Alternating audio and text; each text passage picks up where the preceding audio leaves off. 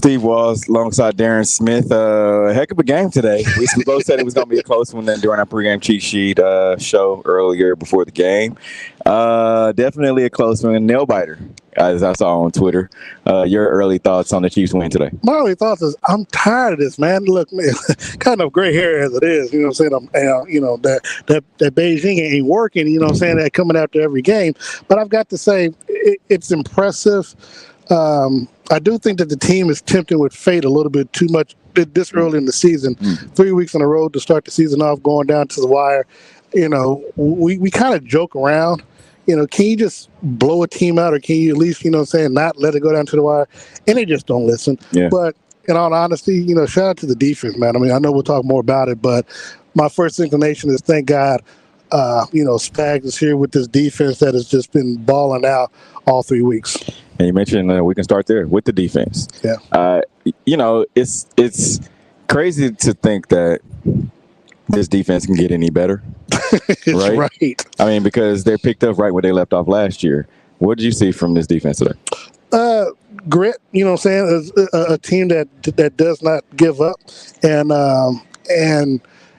as Spags told me in the locker room, they started out slow, and obviously, they prefer not to start off like that in the manner in which they did. But the fact that they were able to be resilient, obviously, Kirk Cousins and the offense literally walking down the field, marching down the field, scoring. And then, of course, they did it a couple of times, where they went down and score on their drives in the manner in which they did. But he's happy and he's proud of the way that the defense didn't give up and kept playing strong, obviously, until the very last end, with the all-out blitz that that he called, saying to make sure that they stop Bijan Robinson on 4th and 1.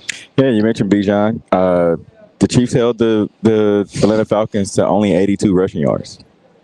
Which is interesting because I thought he had ran for much more. I mean, it felt that way early on, the way that they were getting, they were going back and forth. But it's crazy because once the Chiefs got the lead, they didn't relinquish it, but they didn't, but they had many opportunities to put the game away, and they didn't. And I think the biggest mishap was Harrison Butker missing that extra point, because he makes that extra point. It's at least a 2-score game. Right. And, and then a couple of times that they had possession, the Chiefs didn't do anything with it, which was kind of disappointing.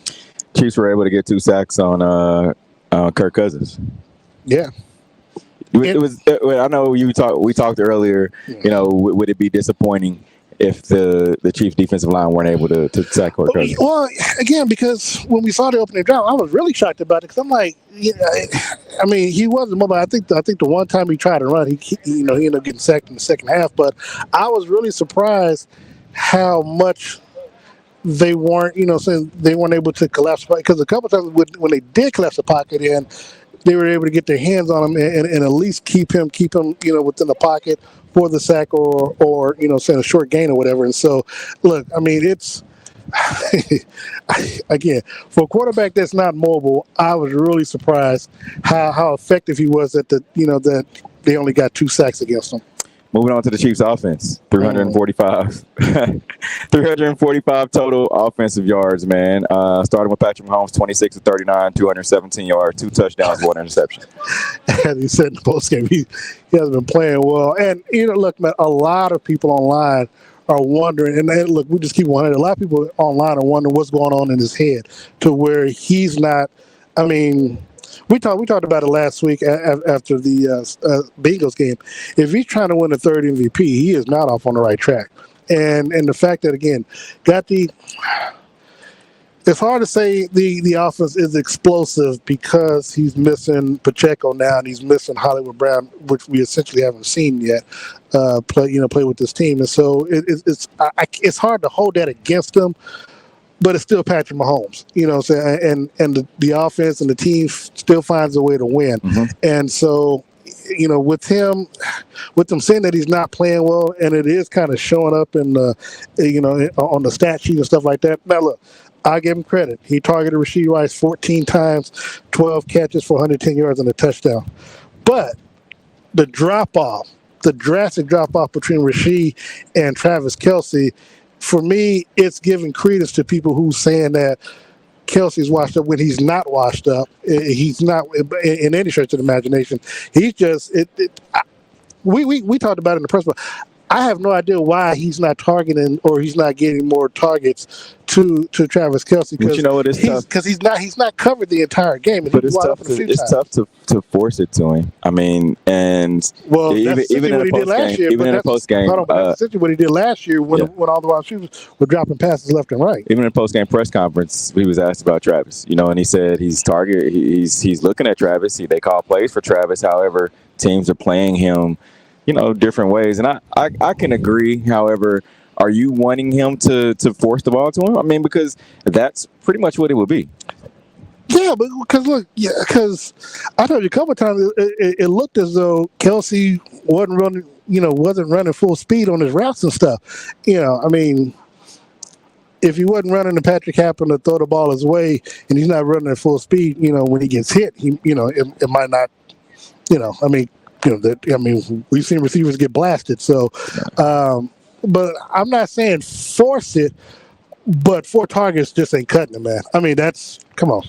Yeah, I mean, you get four receptions, 30 yards. Rashee Rice, 12 receptions, 110 yards, and you have Xavier Worthy, 2 receptions, 17 yards. Juju Smith-Schuster, 2 receptions, 17 yards, one of them a touchdown. Yeah, I don't know. We both got a chance to talk to him after the game, and I'll get your thoughts on him right quick. But I know when I talked to him, I just want to know, how good did it feel? He had been away from the team for a year with New England coming back. Because I did actually mention to him how we talked about a pregame that we needed, we wanted to see him kind of step up, in the absence of Hollywood Brown, and the fact that he was able to get and I think one of us talked about him probably needing to score as well. Mm-hmm. Essentially, he did, and he's real happy, so that he was able to contribute. Wants to be able to do more, obviously, but. That was definitely glad he was able to get into the end zone tonight. And just talking to Juju in the locker room post game, we talked more about just the atmosphere and the vibe of being here in Atlanta, in the Mercedes-Benz Dome. Yeah. And he talked about, this is his first time playing in Atlanta. Yeah. And he's been in the league for, 8 years. But like you said, though, AFC, he was, hold on. Yeah, he was with Pittsburgh. So, you just, once every 8 years, it's hard to, it's hard to get down there. Of course, last time they played that, it was in the preseason in 2018, which was, 6 years ago. So, now I want to ask you, Carson Steele, got the call. I think we both got a chance to talk to him as well tonight. Your thoughts on this play? I mean, he didn't score, but 72 yards, 72 yards rushing. I think he did okay. If I had to give him a grade, he might as well. I want to make sure we don't leave him out because he did. I'd give Carson Steele a B for a grade. A B. Solid B. Passing. Well, not only that, but he was able to catch the ball too. And I guess we can ask the people that are watching us on social media, man. You can tell the difference in running backs between Isaiah Pacheco, Carson Steele, and Samaje Perine. There's a huge difference of the fact of how they hit the hole. Yeah. Right? Like, Isaiah Pacheco, no one runs the ball like he does. And then you get a Samaje Perine and Carson Steele. It seems to me like they're running in slow motion from what we've been watching these last couple of years with Isaiah Pacheco. I can't really argue that. I can't argue that. They're 2 totally different style of running back. Yeah, of course. But to his credit, I will say this: for the way he played tonight, you can kind of, if you're Andy Reid, maybe give Kareem Hunt maybe another one. No, you don't. No? I think Kareem Hunt adds a level to this offense that they don't have. Oh yeah, he definitely has a level of explosiveness that we hope to see, and hopefully next week again. I'm Team Hunt. I want him to come back. Want him to play tonight. I thought tonight would have been he definitely could have been used tonight in tonight's game. Do you feel like this offensive line? How do you feel like the offensive line played? Because we watched them play and we saw the gaping holes that they allowed. With Carson Steele. We also talked about the left side of the offensive line. And you know what? I'm gonna be honest. I can't front. Patrick didn't hit the dirt at all. He was upright. They didn't sack him. It was a couple close calls. Yeah, look, hey, it only counts in horseshoes and in your first kiss or whatever. So, look. Hey, man, we were surprised. I know you were surprised when Kingsley came in, and again, I think I got it confirmed. He was in other receivers. He was lined up at the tight end, which is why they called the penalty on him. It's like, yeah, we're bringing you back on the sidelines over here. And I don't think we saw him the rest of the night. So, look, Wanye did extremely well. Again, Mahomes, the offensive line didn't give up any sacks. And look, and even though we're talking about the left side, let's give a big shout out to Jawan Taylor on the right side, because remember all the problems he was having last year, with the penalties and the false starts and stuff.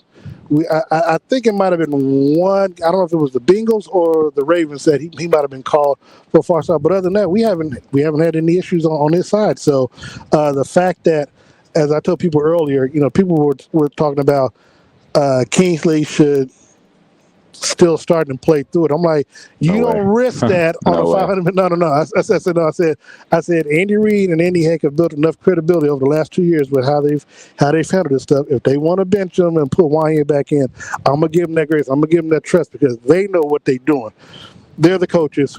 We're the spectators. So, I thought they did a good decision. I feel like I was right about that.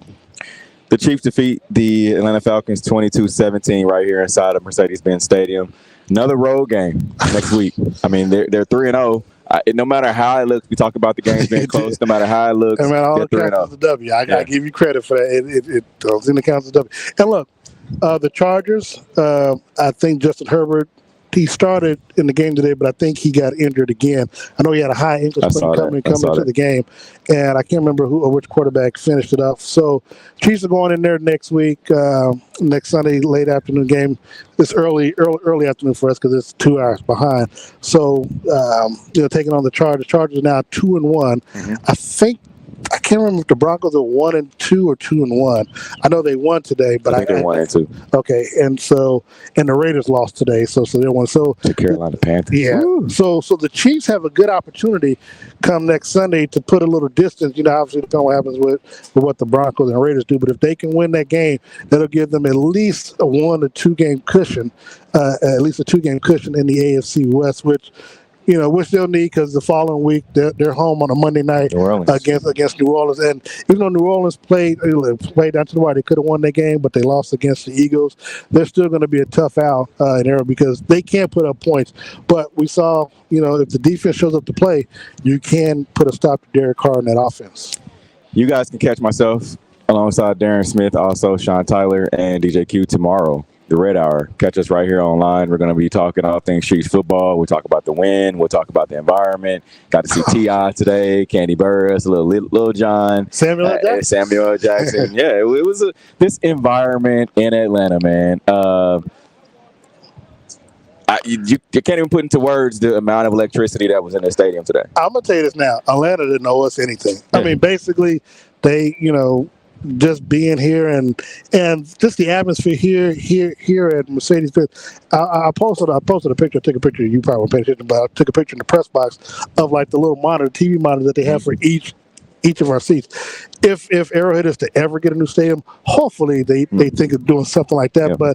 But the biggest thing I love about the stadium is that, at least I don't know how much tickets are, but I think you can kind of price gouge because of the teams that are coming in. But the refreshment, the food and stuff for the fans, very affordable. I mean, I think hot dogs in Kansas City probably $10.50. Hot dogs here are $2. And so the owner going into the Ring of Honor, it was sponsored. I can't remember if it was Lay's or someone that sponsored it, but every fan was able to get 2 free hot dogs, a bag of potato chips, and a souvenir drink. Which can't complain about that. You can't complain about that at all.